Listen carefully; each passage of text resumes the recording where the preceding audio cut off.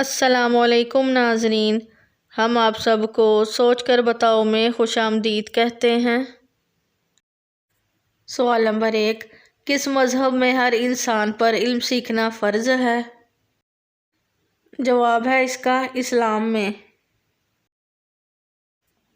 سوال نمبر 2، شیطان انسان کے جسم کے کس حصے میں رات گزارتا ہے؟ جواب ہے اس کا ناک میں۔ سوال نمبر 3، کس نماز میں آخری صف سب سے زیادہ ہوتی ہے؟ جواب ہے اس کا نماز جنازہ۔ سوال نمبر 4، اکثر لڑکیاں شادی کے بعد موٹی کیوں ہو جاتی ہیں؟ جواب ہے اس کا بچے نہ پیدا کرنے کی وجہ سے۔ سوال نمبر 5، کس نبی کا تخت ہوا میں ہوتا تھا؟ جواب ہے اس کا حضرت سلیمان علیہ السلام۔ سوال نمبر 6، وہ کون سے نبی تھے جن کو 100 سال تک ہنسی نہیں آئی تھی؟ جواب ہے اس کا حضرت ابراہیم علیہ السلام۔ سوال نمبر 7، سال کو 12 مہینوں میں تقسیم کس نے کیا تھا؟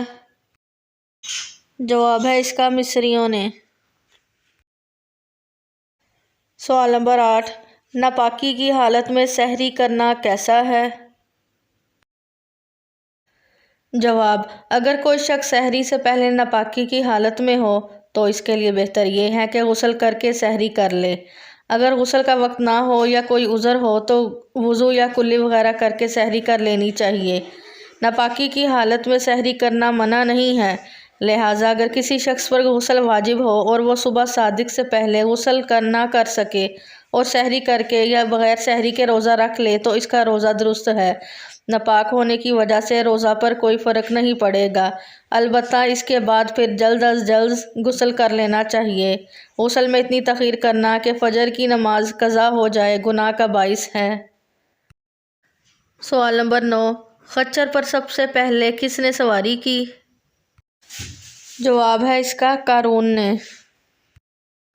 سوال نمبر 10، کس مسلمان پر جمعہ کی نماز فرض نہیں؟ جواب ہے اس کا معذور پر۔